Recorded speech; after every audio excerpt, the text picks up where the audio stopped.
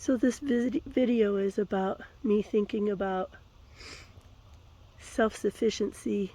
Not quite so, I'm not self-sufficient here. Self-sufficiency or independence, reliance on yourself when yourself kind of isn't working at optimal levels, whether illness, injury, that kind of thing. So how do you balance having the things that you want, chickens, rabbits, livestock, gardens, fruit trees, wood cutting, a remote site, all of those, any of those things, all of those, whatever you dream about, not even if it's about homesteading, but whatever you dream about, how do you balance having that when you're in your prime condition, whatever's prime for you? And then how do you manage when things aren't going as well? Now, I want to say very, very clearly that this video is not about, oh my God, I don't have any help, because I know for an absolute fact that my two lady friends down the road that helped put the blueberry bush in and the blueberry garden in, and who helped, provide the log splitter, and who gave me the wall panel pegs and that kind of thing. I know if I called them, they would be here in the length of time it took to drive here. I know that.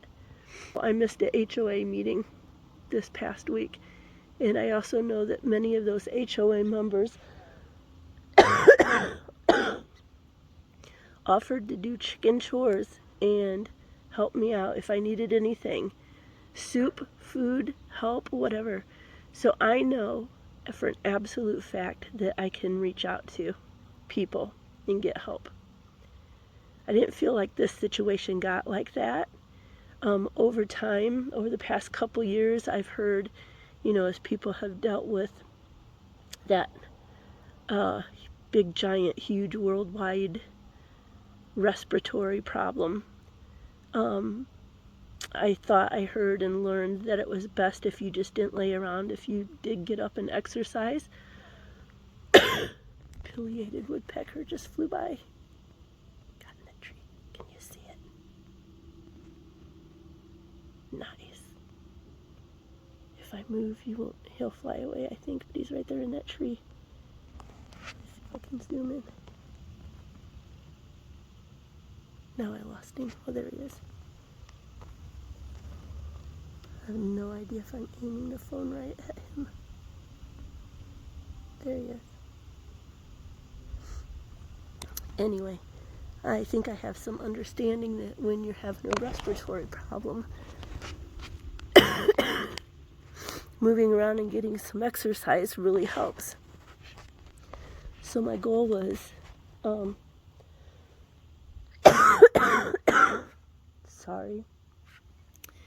to get myself and get up and get moving and keep moving, which I think I did a pretty good job of, although there were 2 days that were really rough.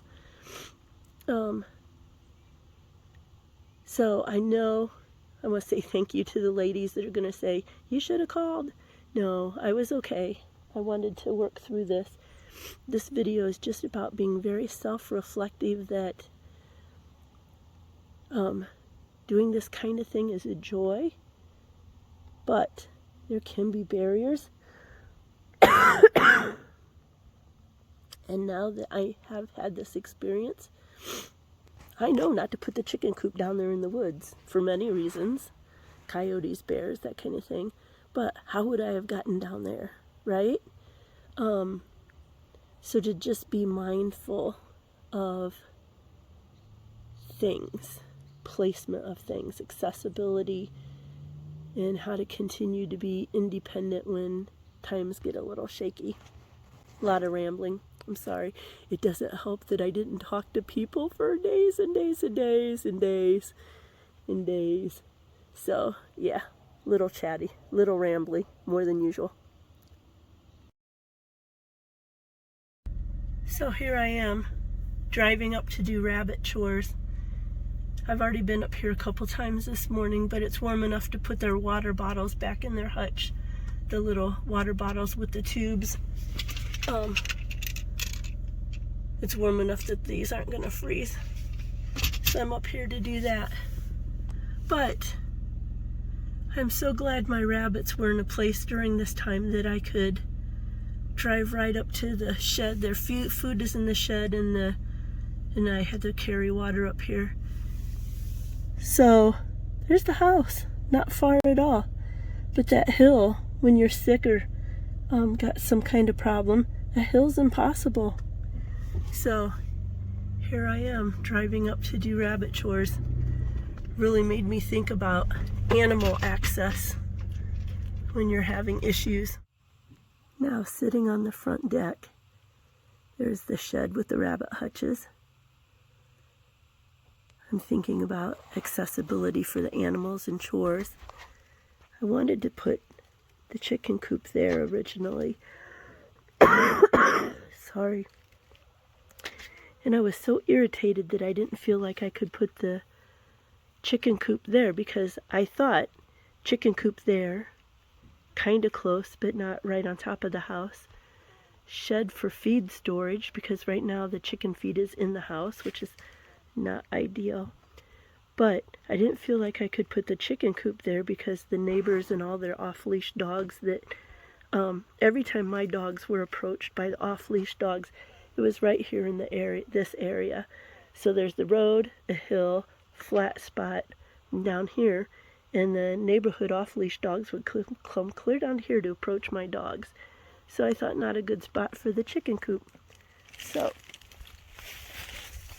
the chicken coop is there. Willie Hush, which during this time of not feeling well was helpful, because I had multiple trips to the chicken coop to check for frozen water. I did have to put water in the bucket and in the truck and then back the truck up there because I couldn't carry the water bucket. But to just check on them and do their feed, I was able to walk out there.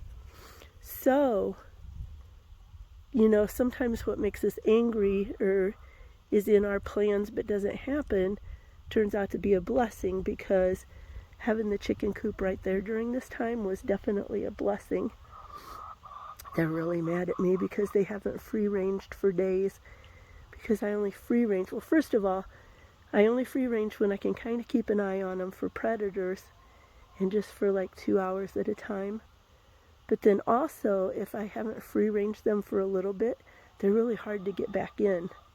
And so they like to go up here and dig around in here, so there's no way I would go up here to chase them down to get back in. Today they'll get to free range, so that's good. But yeah, made me think a lot about accessibility for your animals and feeding. If they were in places that, you know, what if I broke a leg and needed a wheelchair or walker or something? Or I don't have an ATV. What if I couldn't drive the truck up to the chicken coop with the water bucket, the 5-gallon water bucket, or up to the rabbit hutch, just because I couldn't walk this hill, you know? So it kind of makes you think.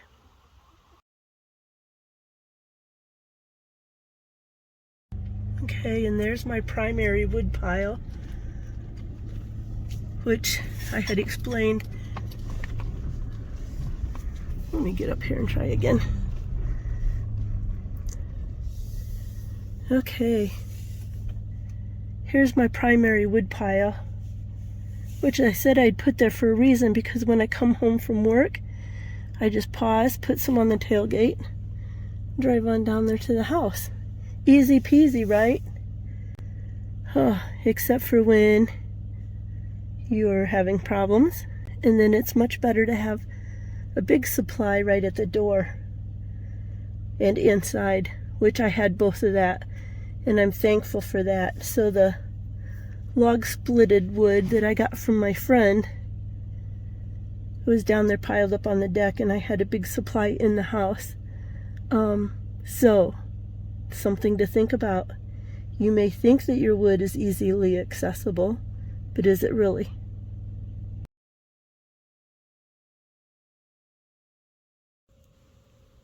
food prepping. Oh my goodness gracious. People laugh at preppers. What are you prepping for? What are you prepping for? And I don't consider myself a full-on prepper. I just live a long way from the big box stores, and I have one smaller grocery store in the area. I don't like to be out of food, whether it's a big blizzard, when I lived in the Midwest, or illness, or budgeting. If you gotta live on like spaghetti forever and you run out of spaghetti and you're on a tight budget, you can't just go to the restaurant. And so for all of those things, I've tended to kind of be a food prepper. Good thing I wasn't out of any food. There were things to fix.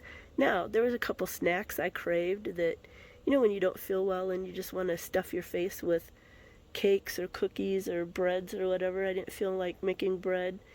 I could have made, I can't remember the name. That one super easy bread-like thing I make. Bannock. There we go. There's the word. I could have made Bannock, but I didn't feel like, I just really honestly could not stand up that long, and that's a super quick thing to make.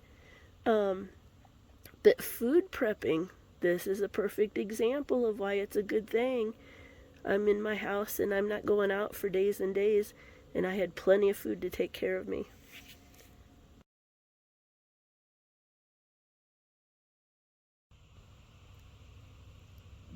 So while I was down for the count, I thought about all of the things that I was behind in. The beans that needed picked, the 2 more rabbits that needed processed, the deck that I hadn't gotten completely stained yet, cold weather coming on, all of these things. Yeah, I'll get to them when I get to them. If I don't, I don't. But I thought about all of those things. And what I thought most about was, I didn't want this to be discouraging, because this is still a really beautiful place to be, and I'm living my dream, and I'm really happy. And I don't want this to be discouraging or scary. I do want people to know to not go in it so quickly and so overwhelm themselves. Had I gotten goats or sheep, and had I had all that, and had my chicken coop been where I wanted it, and all of those things, this would have been definitely harder and more disappointing. So I just wanted to share my experience. Everything's not perfect on the homestead all the time. And, this was a good experience to think about keeping things manageable. Thank you.